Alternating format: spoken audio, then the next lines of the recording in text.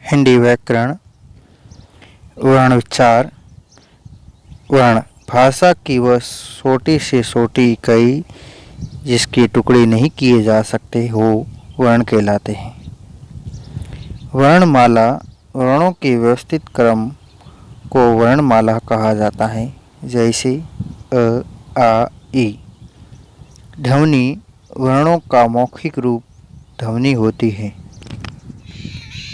हिंदी वर्णमाला में वर्णों की संख्या 52 है, जो केंद्रीय हिंदी निदेशालय 1966 में मानक देवनागरी में संख्या 52 मानी गई है। हिंदी वर्णमाला में 52 वर्णों का क्रम। स्वर 11 अ, आ, ई, उ, री, ए, ऐ, ओ, औ। व्यंजन 33। स्पर्श व्यंजन क वर्ग क, ख, ग, घ, अंग। छ वर्ग छ, छ, झ, य। ट वर्ग ट, ठ, ड, ढ, ण। त वर्ग त, थ, द, ध, न। प वर्ग प, फ, ब, भ, म। अंतस्थ व्यंजन 4 य, र, ल, व। ऊष्म व्यंजन च, छ, स, ह। संयुक्त व्यंजन कक्ष त्र, ज्ञ, स्र। टिपस्ट ताड़नजात ढ, ड, ढ। योगवा अनुस्वार विसर्ग। स्वर जो वर्ण बिना किसी दूसरे वर्ण की सहायता के बोले जाते हैं वे स्वर कहलाते हैं, अर्थात फेफड़ों से छोड़े जाने वाली हवा वाग्य यंत्र के किसी अवयव को स्पर्श किए बिना स्वतंत्र रूप से बाहर निकल जाती है तो उसे स्वर कहते हैं। स्वरों का वर्गीकरण उत्पत्ति के आधार पर मूल स्वर अ, ई, उ, री। दीर्घ स्वर सजातीय स्वर आ, ई, उ। विजातीय स्वर ए, आई, ओ, औ। उच्चारण अवधि के आधार पर ह्रस्व स्वर वे स्वर जिनके उच्चारण में अन्य स्वरों का सहयोग नहीं होता है, अर्थात वे स्वर जिनके उच्चारण में एक मात्रा का समय लगता है वे ह्रस्व स्वर कहलाते हैं। अ, ई, उ, री। दीर्घ स्वर वे स्वर जिनके उच्चारण में अन्य स्वरों का सहयोग की आवश्यकता होती है, अर्थात वे स्वर जिनके उच्चारण में दो मात्रा का समय लगता है उन्हें दीर्घ स्वर कहते हैं। आ, ई, उ, ए, ऐ, ओ, औ। प्लुत स्वर जिन स्वरों के उच्चारण में दो मात्राओं से भी अधिक समय लगे उसे प्लुत स्वर कहते हैं और इसे त्रिमात्रिक स्वर भी कहते हैं। ओम। जिह्वा के आधार पर अग्र स्वर वे स्वर जिनके उच्चारण में जिह्वा का अगला भाग सक्रिय रहता है अग्र स्वर कहलाते हैं। ई, ए, ऐ, री। मध्य स्वर वे स्वर जिनके उच्चारण में जिह्वा का मध्य भाग सक्रिय रहता है वह मध्य स्वर कहलाता है। अ।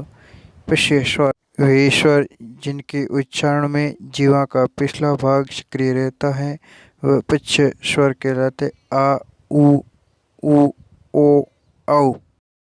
ओष्ठा आकृति के आधार पर वृत्ताकार स्वर वे स्वर जिनके उच्चारण में ओष्ठों होठों की आकृति वृत्ताकार गोल हो जाती है वे वृत्ताकार स्वर कहलाते हैं। उ, ओ, औ। अवृत्ताकार स्वर वे स्वर जिनके उच्चारण में ओष्ठों की आकृति गोल न होकर फैले रहते हैं वे अवृत्ताकार स्वर कहलाते हैं। अ, आ, ई, री, ए, ऐ। आकृति के आधार पर संवृत्त स्वर। जब जीवा का व्यवहारिक भाग स्वरों के उच्चारण के लिए अधिकतम ऊंचाई पर होता है तो मुख रंध्र स्वर बंद हो जाता है, मुख वृत्त के समान रहता है, सबसे कम खुला रहता है। ई ऊ ऊ री। अर्ध संवृत्त स्वर। उच्चारण के समय जब जीवा की ऊंचाई संवृत्त की तुलना में कम रहती है, मुख आधा बंद रहता है। ए ओ। विवृत स्वर।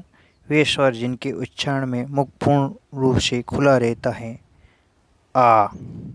अर्धविवृत। वे स्वर जिनके उच्चारण में मुख विवृत स्वरों की तुलना में आधा और अर्धसंवृत स्वरों की तुलना में ज़्यादा खुला रहता है।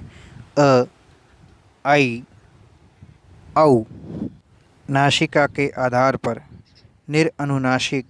जिन स्वरों का उच्चारण में हवा नाक से नहीं अपितु केवल मुख से निकलती हैं उन्हें निरअनुनासिक स्वर कहते हैं। अ आ ई उ ऊ री ए ऐ ओ। अनुनासिक स्वर। जिन स्वरों के उच्चारण में वायु मुख के साथ साथ नासिका में भी निकलती हैं। अ आ ई ओ री ए ऐ ओ औ। उच्चारण स्थान के आधार पर कंठीय। कंठ से उत्पन्न होने वाले स्वर अ आ। तालव्य। तालु से उत्पन्न होने वाले स्वर ई। ओष्ठीय। ओष्ठ से उत्पन्न होने वाले स्वर उ। मूर्धन्य। मूर्धा से उच्चारित होने वाले स्वर री। तालव्य जिनका उच्चारण स्थान कंठ और तालु है ए ऐ। कंठोष्ठ जिसका उच्चारण कंठ और ओष्ठ ओ औ। व्यंजन। वे वर्ण जिनके उच्चारण में स्वरों के स्वर की आवश्यकता होती है व्यंजन वर्ण कहलाते हैं। व्यंजनों का वर्गीकरण। उच्चारण स्थान के आधार पर वर्गीकरण। अंकुह विसर्जनीय कंठ अ आ क वर्ग ह विसर्ग। इशु य शाना तालु ई स्वर्ग य छ। ऋतुर शाना मूर्धा डी तवर्ग र छ। तुला शाना दंत्य तवर्ग ल श। उपपद्या मान्या उ पवर्ग। नासिक य अंग न म। एतोत् कंठतालु ए ऐ। एतोत् कंठोष्ठ ओ औ। वकाशय दंतोष्ठ ह स्वर यंत्र अलजीवा काकल्य। वत्स्य मिश्रा न ल स ज। मुख अवयव द्वारा प्रयत्न। स्पर्शी। स्पर्श। वृग्य। जिन व्यंजन ध्वनियों के उच्चारण में कंठ जीभ ओष्ठों का स्पर्श होता है तथा कुछ रुकावट के बाद स्फोट के साथ श्वास वायु बाहर निकलती हैं वे स्पर्श व्यंजन कहलाते हैं। क वर्ग क ख ग घ। ट वर्ग ट ठ ड ढ। त वर्ग त थ द ध। प वर्ग प फ ब भ म। स्पर्श संघर्षी व्यंजन। जिन व्यंजनों के उच्चारण में वायु पहले किसी मुख अवयव से स्पर्श करती है फिर कुछ घर्षण के साथ निकलते हैं उन्हें स्पर्श संघर्षी व्यंजन कहते हैं। छ छ ज। संघर्षी। वे वर्ण जिनके उच्चारण में दो उच्चारण अवयव इतने निकट पर आ जाते हैं कि उस बीच का मार्ग छोटा हो जाता है और वायु घर्षण के साथ बाहर निकलती है जिससे वायु उष्ण गर्म हो जाती। च च स ह।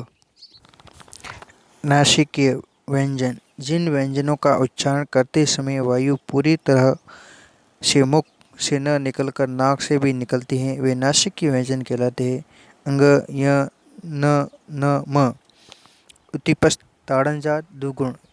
वे वर्ण जिसके उच्चारण में जीवा जैसा महसूस करती हैं, जैसे उन्हें फेंक रही हो। उतिपस्त व्यंजन वर्ण कहलाते हैं। ढ ड ढ लुठिष्ठ प्रकंपित कंपनजात।